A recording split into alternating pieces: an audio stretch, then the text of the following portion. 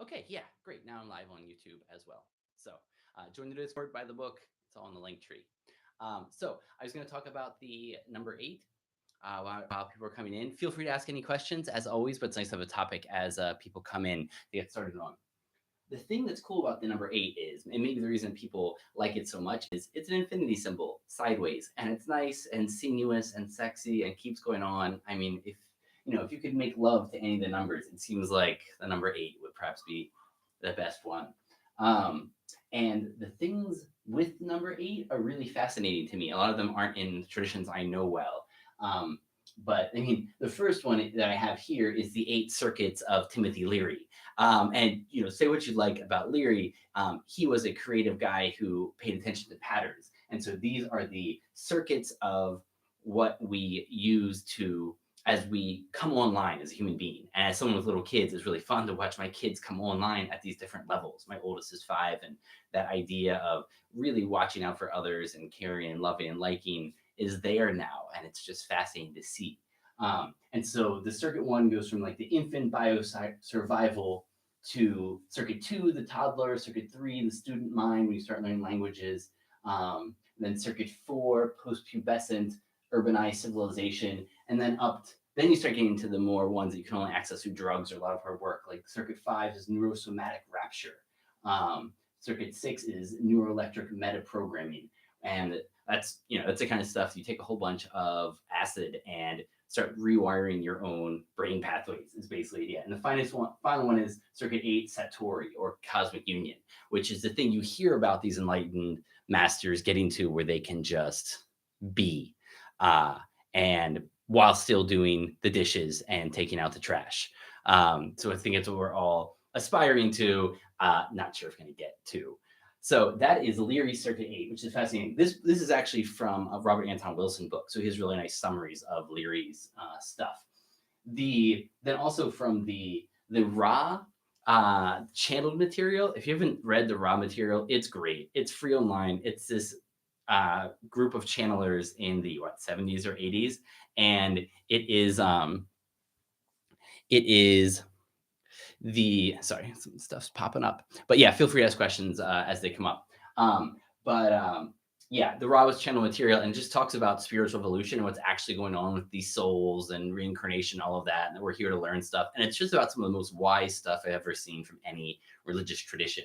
And so according to Ra, there are various cycles that you're going through just to learn stuff, and we're in cycle 3. Cycle 1 is awareness. So in alchemy, that might be as a metal becomes aware and actually gets up to like a life form. Then cycle 2 is growth, like unicellular growth. And then cycle 3 is self-awareness, and that's where you have the higher animals who understand what they're doing. And apparently, in general thinking, those levels of animal reincarnation are pretty straightforward. You just go through them and eventually get up to the human level, where things get more tricky, because then you're in the cycle of love or understanding. And that's what we're trying to learn or try to reach to. And the hope is that eventually you get to this, Jesus shows the way of being able to get to this love-like state and live in it. And that's when you finally become a 4th dimensional being. And then you go higher and higher to the cycle of light or wisdom, then the cycle of light, love, unity, then the gateway cycle, and then circuit 8, which is a mystery we do not plumb. That's probably like galactic level intelligences, where, all of that consciousness joins together to be something at that level of wisdom, which to us is just outside understanding. And part of the reason the raw material makes so much sense to me is that I'm a scientist, and I know that there's that stuff out there called dark matter and dark energy, which are names for stuff that we don't really understand what that means at all. We just know even matter and energy might be misnomers for what it is. But it makes up, 90+% of the universe. So what we can physically see is just if you think about it like light patterns, we can just see a very small part in the middle of visible light, just like in real life. And so the idea that we are in kind of a backwater of the consciousness thing, and we're in this tiny little like piece of dirt where we're so small down, we can only see 10% of what's happening in this whole universe. Something about that seems really to make sense to me with what we know of physics and how little we know about physics. The other 8 comes from Buddhism, and it's called the cities. And the cities are these pieces of magic you get to once you become um, a high level practitioner. Though, as one Buddhist monk told my buddy Didi, he said, if you can fly, you should probably keep it to yourself. And in general, you see that in mystical traditions and in the martial arts traditions where people like Clingdy E said there was a lot of both drug use and mysticism at these the things that get to supernormal type powers. And the that means great caution. The mystics who are doing the tricks, they're the second rate mystics. The first rate ones aren't doing the tricks, they're living the life, which is the hardest part of it. But the cities that you can do, if you got into that, just as you're learning to play with your powers. There's anima, which is making yourself smaller, even to the size of an atom or invisible. There's mahima, to become infinitely large. Laghima, which is become weightless. Or garima, to become heavy or dense. Um, Prapti, which is traveling at will. Amaya, achieve or realize whatever one desires, which is a really beautiful one. Izitva, the ability to control nature and organisms. And finally, Vasitva, control of elements and natural forces. And actually, that's a question I want to put in Discord. If you could have one of those cities, which one would you have? Would be a really good question. Of all those powers, if you could just play around with it, what would you want? For me, it would probably be travel at will. I'd like to go see my friends all over the place, like I did a few days ago. And so, thanks everybody joining so far. I think I'm live on YouTube. I don't know if anyone's watching it. Somebody's watching over on YouTube. Hi. And I have my setup so I can see the YouTube over there. But concentrating on TikTok here. So feel free to ask any questions about the Hermetic Wall, or the stuff I've been doing on science or history lately. The last 8 that I have here is from the Noble Eightfold Path of Buddhism. And it's a nice one to have on the wall, just to help you remember the things that we can be focusing on and doing better at. You have right view, right thought, right speech, right behavior, right livelihood, right effort, right mindfulness, right meditation. And those are really high level ones to go through so quickly, but it can be a good thing to just sit there and meditate on those and think of them as places where you are trying to spend your energy. Thanks to the rosemary.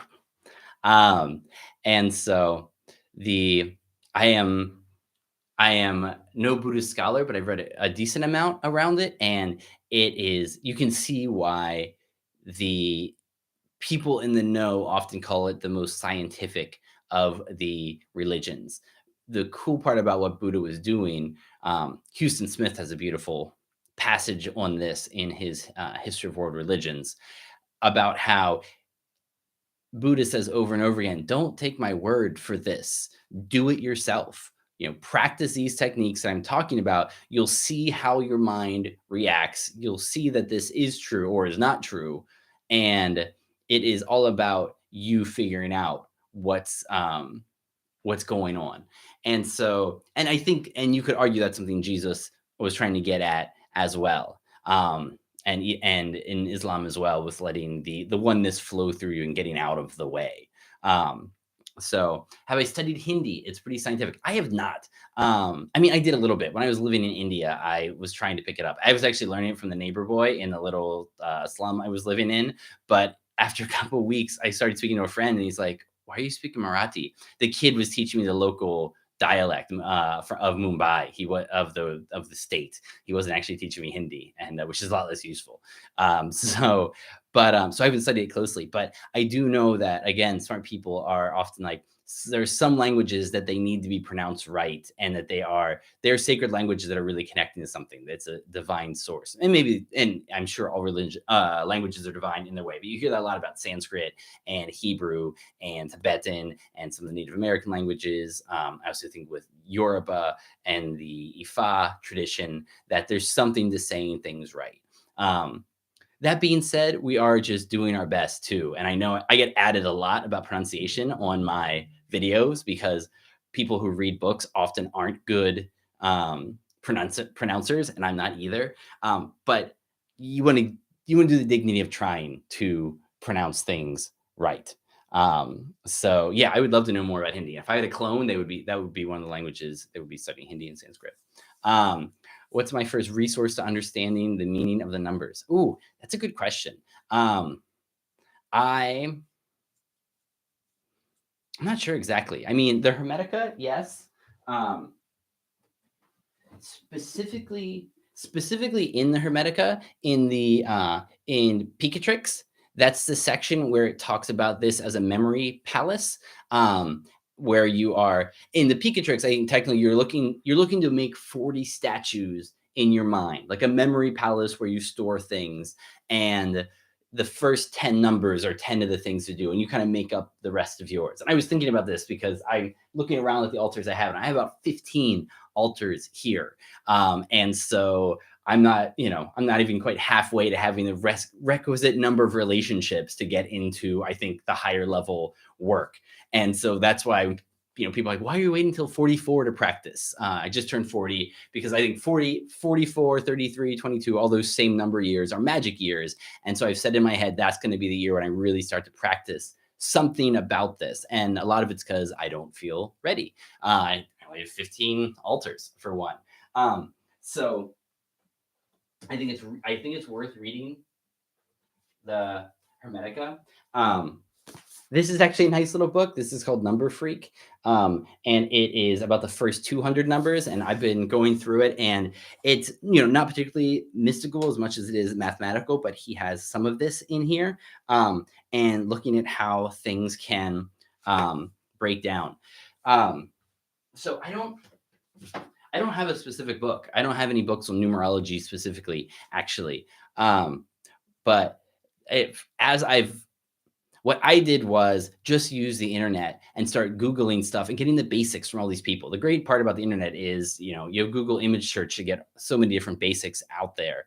Um, and so um, I just started making this. I just put together the basics from the internet and then started hanging on stuff from all these mystical hints I would get from different books as I read them.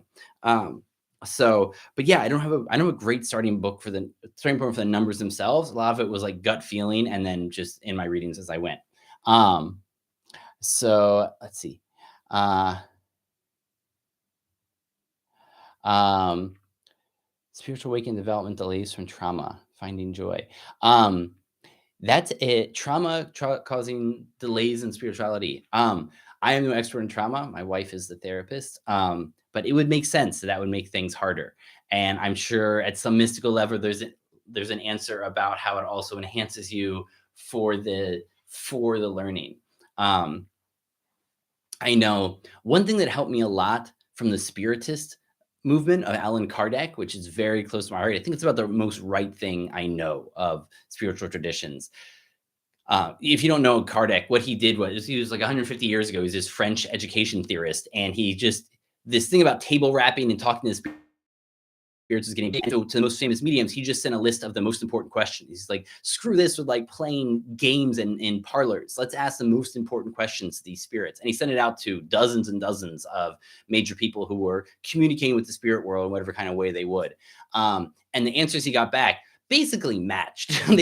All these spirits were saying the same thing about how spiritual development's happening. And one of the lines that always stuck with me is once you go back to the spirit world, you might call it the fourth dimension spirit world we go back to, then we choose to come back to this one and face the things we face because that'll help us learn. The idea that we choose this situation before we even get there. And the comforting part is that once you go back to the spirit world and you think back upon this life and the other lives that you've had, they say that the worst things that happen in this life feels like a bad head cold.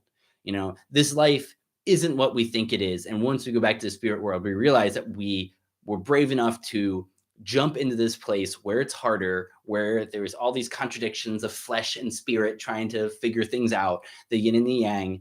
And we are here choosing to learn a lesson and we're taking a hard path by being here. But once we get back, we'll just look back and be like, ooh, that was a tough one. Just like now my wife and I look back on a tough night with the kid where we're like, oof, that was a tough one. But we're still here and we're arguably better for it. But I don't know about trauma specifically. If anybody does, on the Discord or letting know in the comments would be nice. What's the book called? Can say the book again. The Hermetica book. The one is the main book is the Hermetica. I really like this edition by Copenhaver. But the other number book is called Number Freak by Derek Needleman. And by the way, this live will be up on YouTube as well. So I'll have books on there as well. How about Pythagoras? Pythagoras, the hard part about Pythagoras is he left no writing. All we know is what people have told us about what he said. And so it's kind of funny that way. And I don't even know that much about his life. I've read some works where they go through the little bit that is definitely known, and the references we have. But after that, it's mostly all tradition and people sharing what they think. It wasn't like Jesus where it was mostly at least put in writing within 50 or 100 years. I think this one took longer and the tradition more and more stretched out from what he might have actually said. I mean, for whatever reason, if you're a Pythagorean, you should not be eating beans. That's what they made fun of them and called them the bean eaters because they weren't supposed to eat beans. So I'm everything I know about Pythagoras has made sense from the people I like who I follow him. But I'm not sure I've read even a whole book on him. And so I'm no expert. I just know from the people I think who are really smart at the idea of him being the first known scientist magician of the West, and who might have learned from someone like Imhotep of Egypt or Shango Kawo of Western Africa would make a lot of sense. But as somebody took me to task a little bit in a follow-up video to mine, is these names that we know are only the last ones. They built on so much tradition that came before them, whose names are lost or suppressed. And it's always important to remember that those names, we're just lucky to know those names, but there's so many more ahead of them who made all of this happen. And so, okay, do you have the Hermetica by Copenhaver? Good. Going off on, as a guest on live, I want to show off some of my books. Sure. If it pops up like that, that sounds good. I am still getting used to all this. And so, yeah, but the YouTube's still working. Cool. And make sure my sister isn't telling me that something's screwed up. Okay, good. Good. Okay, cool. It's also working. So, and Bruce, I started my mission and life project researching pre-birth experiences last February. Oh, that's cool. I would be curious to hear about that. Hey, Stardust. Yeah, for me, I would be very curious to hear about the pre-birth experiences because, for one, I believe in the holotropic transpersonal way of dealing with psychedelics because that's something very close to my heart. And the idea that they don't just take you back to birth, they take you beyond that into the experiences that happen before that. And, I didn't think much about reincarnation one way or the other. And then I started reading the research that was coming out of the University of Virginia with Dr. Ian Stevenson, his name is. He was the first guy to really just start traveling the world, taking people's stories and sometimes getting that gold standard where they have a kid who said they were reincarnated from somewhere. And before that kid even goes back to that place, they take their information, everything they can remember about that place, get it all written down ahead of time, and then take them back to that place and then get the details verified. And so often it was amazing how spot on they were. It was never 100%. Sometimes it'd be things like who they thought was their dad was actually their dad's brother and stuff like that. Like it was never 100%. Some memories get lost in the transition, but it was enough that I think any rational person would be like, what other explanation could this kid have for knowing it? Of course, the one explanation being ESP, which is a much more proven phenomenon to happen, and it can always explain stuff. It's something Huxley, I believe, talked about a lot to disprove anything about research between humans is you could always be picking up the information by ESP. Even if, when humans are doing farsight and figuring out the color of a flag laid on a field on the far side of the world, they might not be seeing the flag. They might be picking the brain of the person who was hired to lay it there. And so it can be fiendishly difficult when I believe that the minds are talking to each other, and also that can sometimes be happening outside of time as well. And so how do you break that part out and say it was just the one consciousness's experience that it's actually drawing on? That's another idea about people's creative arts, is that so often you're not actually asking the muse, you're just drawing on your past lives experiences. Like you've drawn this or you've created this book in other lives or something similar, and now you're just bringing it back. You're not even going as high as like the upper planes. You're just repeating something you did before. Let's see. uh Great, thanks for liking the videos. Little gas tab in the bottom left. Hey, okay, I'll look at the guest thing. Um, being before the veil. Oh, that's cool. Okay, that sounds good. I like to check that out. Hey, Woodstock. Yeah, we're recording this. It's gonna be up on YouTube. I have a YouTube live version going now, but in case it doesn't work, I have um the um we'll have this recording up there. Yes. Okay, there you go, Sanctum. Let's see how this goes. This is my first guest. So if you're awesome. Hey, what's going on? How you doing? Good.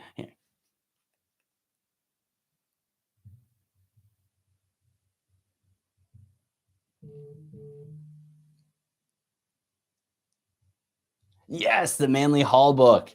That's beautiful.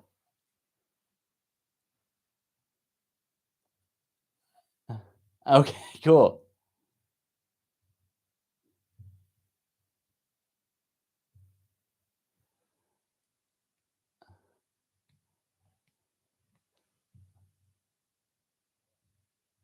Nice.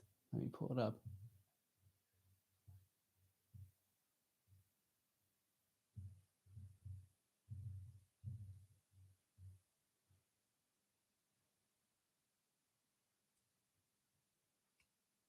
Yeah.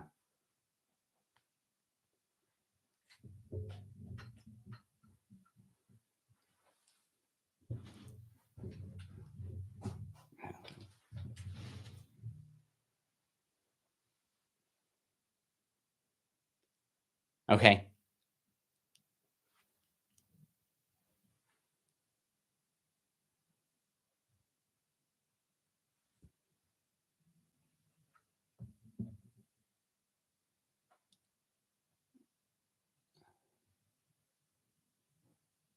Oh, that's great. Oh, that's so cool.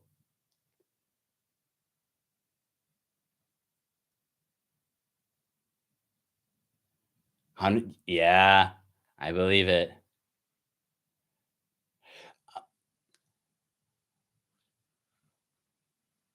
Yeah. That's great. And people are asking what we're looking at. So this is the Secret Teachings of All Ages by Manly P. Hall. So this was like a great compendium of everything known about the occult about 100 years ago. And he was this cool like character in LA. The pictures are beautiful. It's been really hard to get the pictures. I have a version without pictures. So where can you get this? Okay.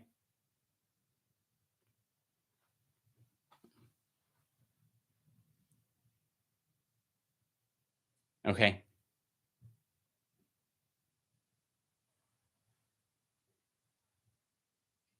Oh, I didn't know that. That's cool.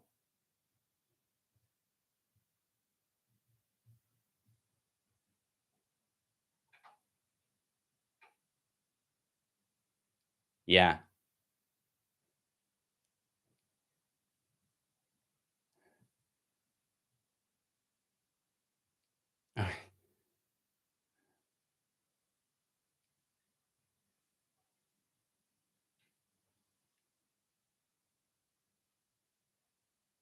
What do we got there?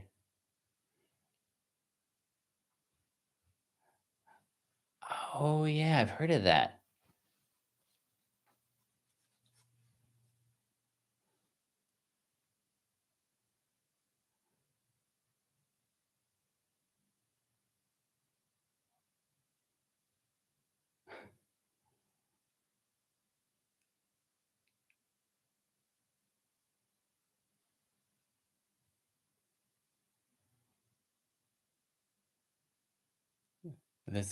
Yeah, there's the Hermetica.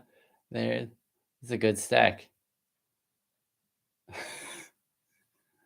That's great.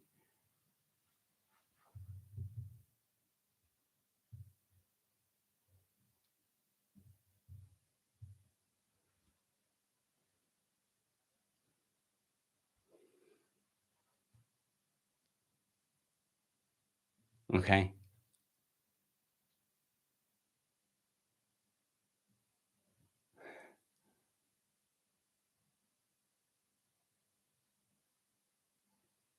Oh, that's great.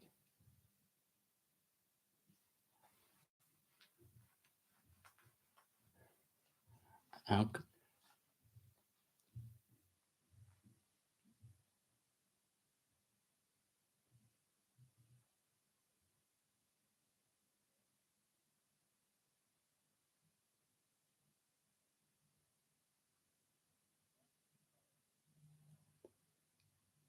mm-hmm. Mm-hmm.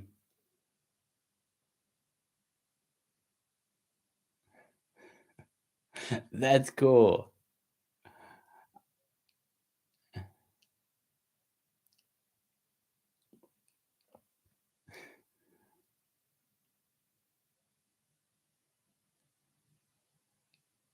Yeah.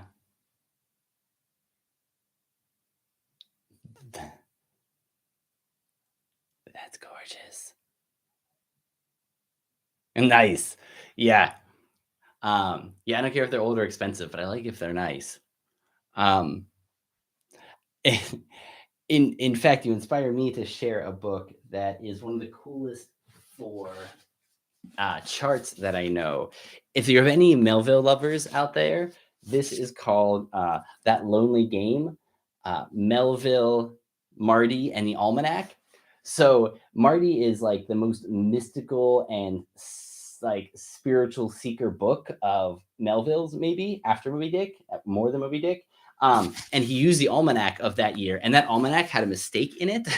And so this whole book is about how that mistake like changed what happened in Marty. But all of Marty, everything that happens is astrological and celestial at the same time. Like he knew to play the game between what the scientists are saying the stars are doing and what the astrologers are saying the stars are doing, and kept that tension between faith and science. And I even opened up to the major arcana of the tarot, but the whole thing is filled with all of the images and the charts that you need to understand what was going on in that. Of course, no charts are popping up right now. But if you're the front cover gives a good sense of it, with the zodiac, because there's a whole chapter in Moby Dick of the zodiac. So yeah, if you're really into Moby Dick or Melville, That Lonely Game, Melville, Marty, and the Almanac for good charts. Yeah. Though, where? Oh man, my books are moving around right now because I just got a new bookshelf. But where is that crazy old Jesus Christ book? All right, I might lose it. And let me know if anyone has any questions too. While I'm looking for an old book. But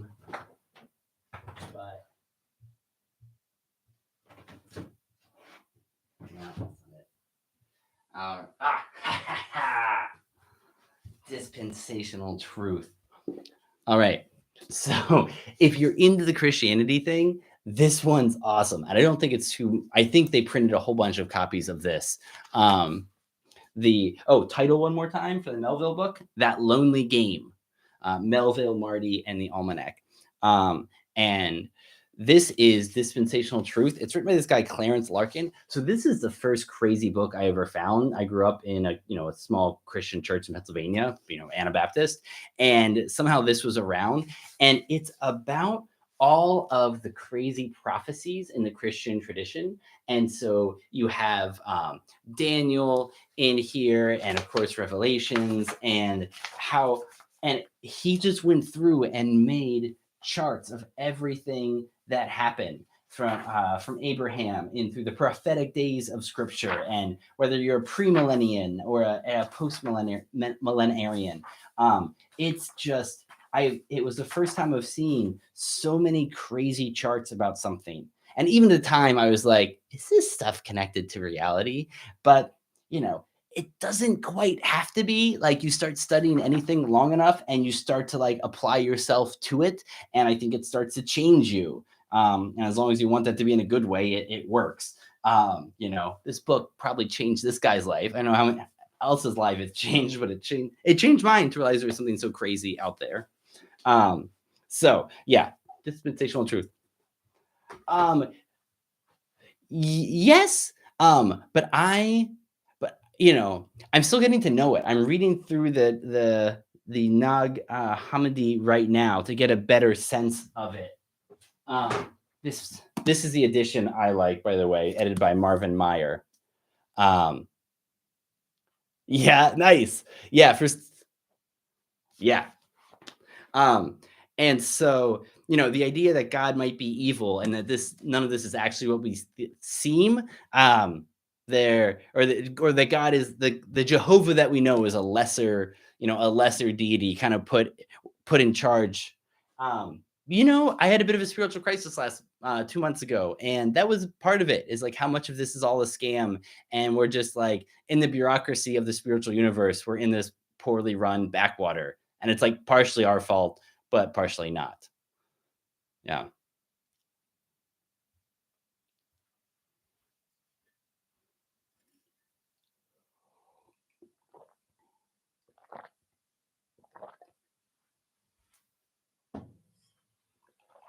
Hmm.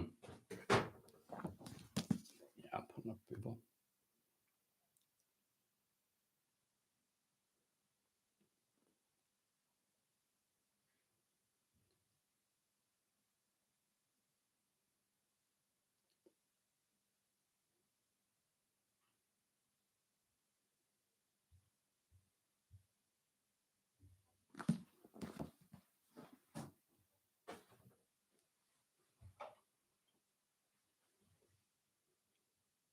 Hmm.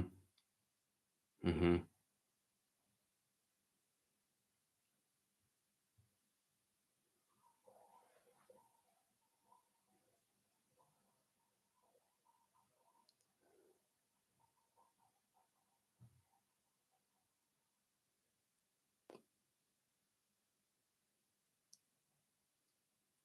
Okay.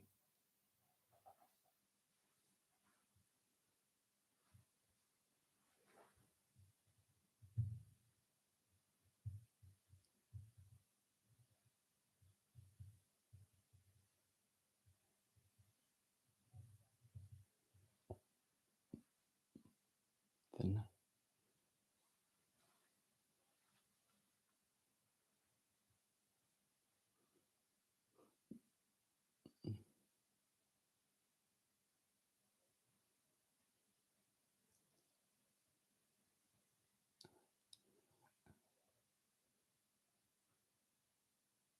Okay. Uh,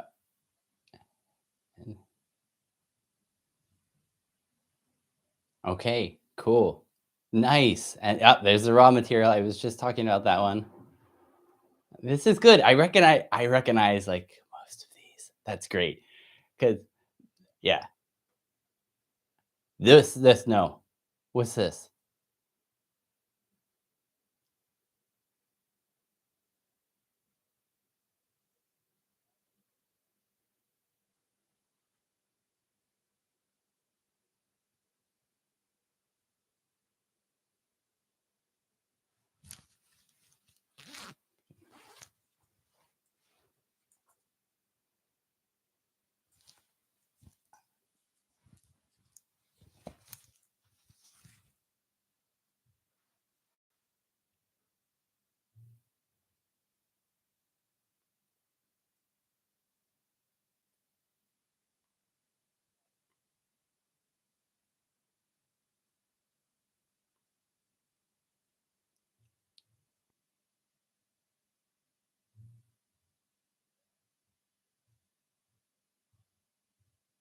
Mm-hmm. Mm-hmm. Yeah. It's written like they had a lot of acid at their disposal, but it's good. Yeah. Yeah, I got the Tree of Life there.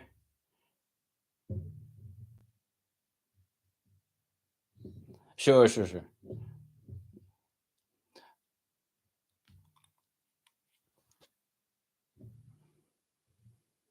Yeah, I have some here. Who I like the most is here. I'm gonna get this. I'm getting too hot. I'm sick too, so I'm probably gonna stop here and like. Oh, it's already 9:15. I'm gonna stop soon. I promised my wife I'd stop at in a couple minutes because we all need to sleep. Um, but here, let me take this off quick. Oh,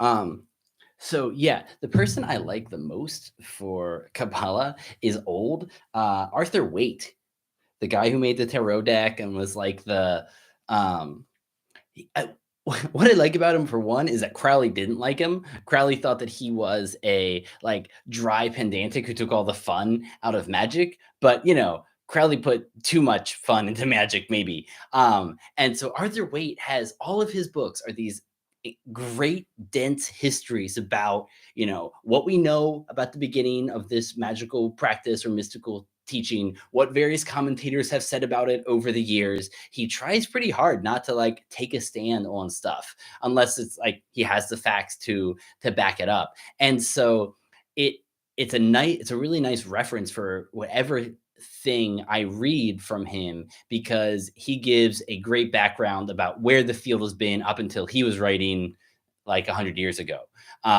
And so yeah, his book on the Kabbalah is really good. And he has a really mystical take. A big part of it is a mystical take on each of the classic Bible stories and how, if you viewed it like a dream or a Jungian type experience, what that is actually saying about humans, which I really like a mystical take on each of the Bible stories.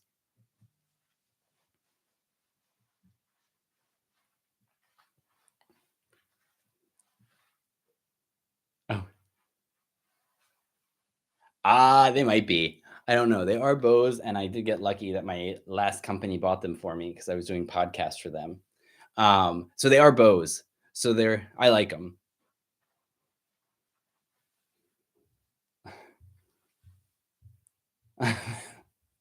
um, Not quite like that. Um, but no, I do think we're on the same page. Except, so someone said here that you're 17. Yeah, or so. Um, if so, oh, I think I lost you. 18, cool. Well, I just want to say that I'm so impressed. I didn't know any of these books until I was, I don't know, last year? No, like 30 at least. Um, yeah, so good for you.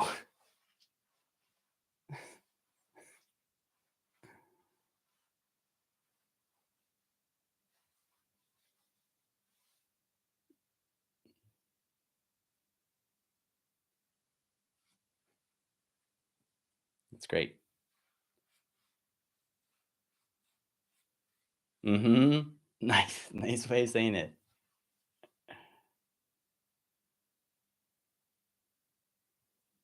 Okay, okay, that's right. Yeah, and you posted a thing today. Um, yeah, cool.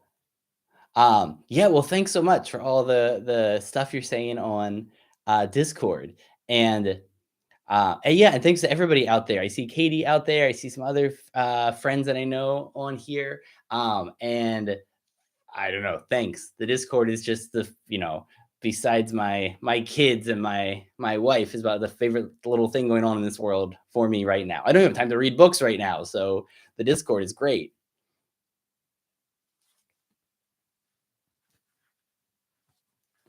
Oh yeah. Okay. Wow. This kid, guys, makes me feel behind. Okay.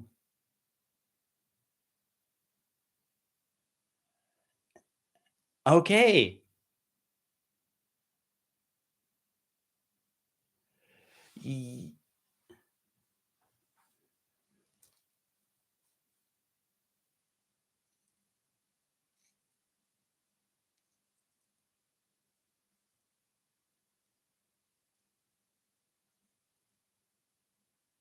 mhm.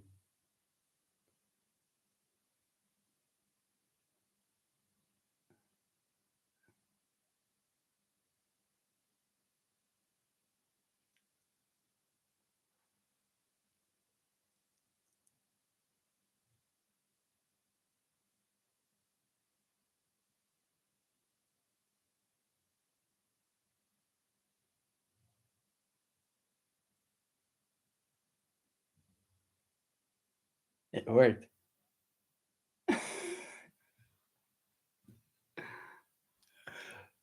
That's great. Well, yeah, please, and feel free to post it in the Discord that we're on together too. I'm happy to cross post, and I'm be look forward to checking out myself. Um, cool. Okay, yeah, thanks so much. And you can drop it in the DMs in this chat. Though I'm just about to end this chat because it's time. So I gotta finish the dishes. But yeah, to you, I want to say thanks so much for sharing your books. This is great and inspiring. Um, yeah, very much appreciated. Um, and for everyone else, the book I mentioned, somebody asked about, it is Arthur Waite's book on the Kabbalah. I don't remember the exact name, but I think he has one big fat book on the Kabbalah. But really, anything by Arthur Waite is free as well. I mean, I retain better when I have a physical copy of things and I can write my notes in the back, which I'm actually going to make a video about how I annotate books because I wish I'd sent. I want that video for my own 20-year-old self. Um, but the yeah really anything about Arthur Wade is really great. I've learned a lot from him. And so um yeah, that's it. Join the Discord if you want to buy a queer book about queer history with this plant. It's in my link tree. And So yeah, thanks to everybody for coming out tonight, and to Astralis for hopping on. This is really cool, and now I getting to know how it works better. And to everyone watching on YouTube, which is now one person, thanks to you. And thanks to everybody here on TikTok, because this is where it all started for me, and now it's going to Discord. So thanks so much, everybody, and I'll inshallah I'll see you next week. Thanks. Bye bye.